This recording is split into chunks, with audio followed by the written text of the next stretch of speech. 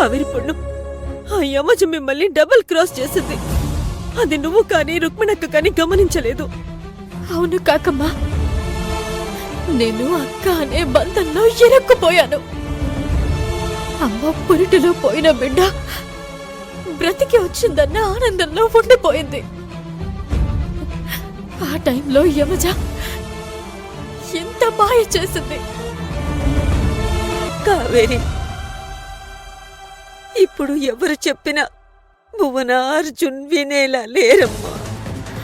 అమ్మమ్మ, ఈరోజు నన్ను కాదని వెళ్ళిపోయిన అర్జున్ బాబు కావేరే నా భార్య అని, భువనత్తయ్య కావేరే నా కోడలు అనేలా చేసుకుని వాళ్ళతో కలిసి ఈ ఇంట్లో అడుగు పెడతా. బావా, కాకమ్మ, పదండి వెళ్దాం.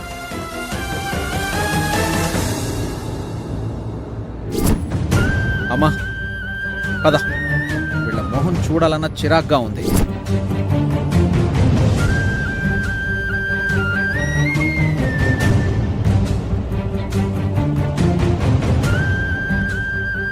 నా ఇంటికి రాబోతున్న వారసుని నువ్వే చంపేశావు. నీలాంటి దుర్మార్గురాల్ని క్షమించకూడదు.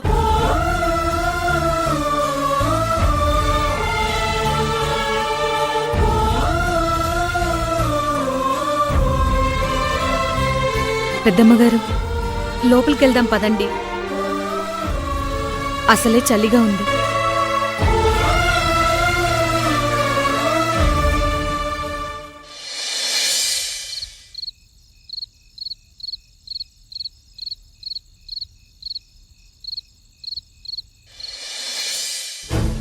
చాలా నీరసంగా ఉన్నావు. ఈ ఒక్క ముక్క కొంచెం తిను. తినమ్మా. వద్దత్తయ్య, ఇంకా నన్ను నీరసం వదిలేయండి. అయిపోతావు. నాకొద్దు, నేను వెళ్ళిపోతాను అత్తయ్య. అలా అనకమ్మా. నన్ను వదిలేయండి, నన్ను వదిలేయండి అత్తయ్య, నేను వెళ్ళిపోతాను. యమజ, అలా మాట్లాడొద్దు యమజ. నీకు మేమున్నాం. యమజ, నేను వెళ్ళిపోతాను వద్దు యమజ. అత్తయ్య. ఏం మాట్లాడుతున్నావు యమజ? పరిస్థితుల్లో ఎక్కడికి వెళ్తావు? ఉండి మాత్రం ఏం చేయను అత్తయ్య. బిడ్డని పోగొట్టుకున్నాను, నిందలు పడ్డాను. ఇంకా దేనికోసం ఇక్కడ ఉండాలి? యమజ, ఇప్పుడు నీ హెల్త్ బాలేదు.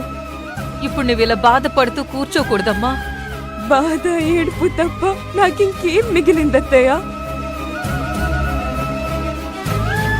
నేనిక్కడ ఉండిపోవాలని కాని అర్జున్ బావని సొంతం చేసుకోవాలని కానీ అనుకోలేదు.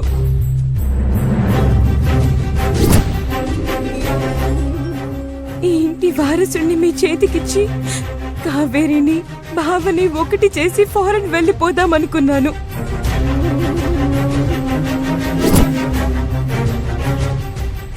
కానీ వాళ్ళు నన్ను అర్థం చేసుకోలేదు, చాలా తొందరపడ్డారు.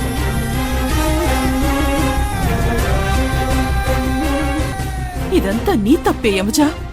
మనం ఆ ఊరు వెళ్ళొద్దు, ఉండిపోదాం అని చెప్పాను. విన్నావా? లేదు, అత్తయ్య రమ్మంటున్నారు అని వెళ్ళావు. ఇప్పుడేమైంది? అలా ఇదంతా నా తప్పే. యమజ రానని చెప్పింది. కడుపుతో ఉన్న అమ్మాయిని ఒంటరిగా ఎలా వదలనని తీసుకొచ్చాను. బాధ కలిగింది యమజకే అయినా శిక్ష పడింది మాత్రం నాకు. అమ్మా, మీ ఇంట యువరాజు పుట్టబోతున్నాడు. అతను నీ భర్త అంశ.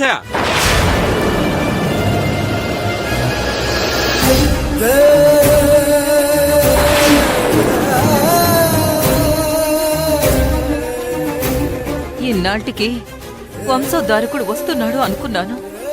వాడి బోసి నొప్పులో నా ఆనందాన్ని వెతుక్కుందాం అనుకున్నాను. నన్ను క్షమించండి అత్తయ్య.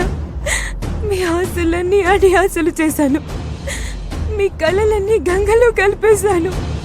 నాలాంటిది బ్రతికుండకూడదు, బ్రతికుండకూడదు, బ్రతికుండకూడదు.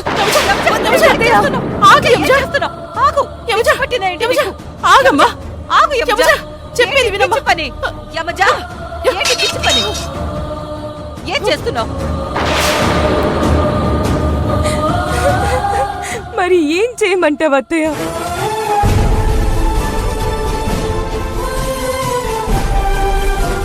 జరిగిన దాంట్లో నా తప్పేమీ లేదు.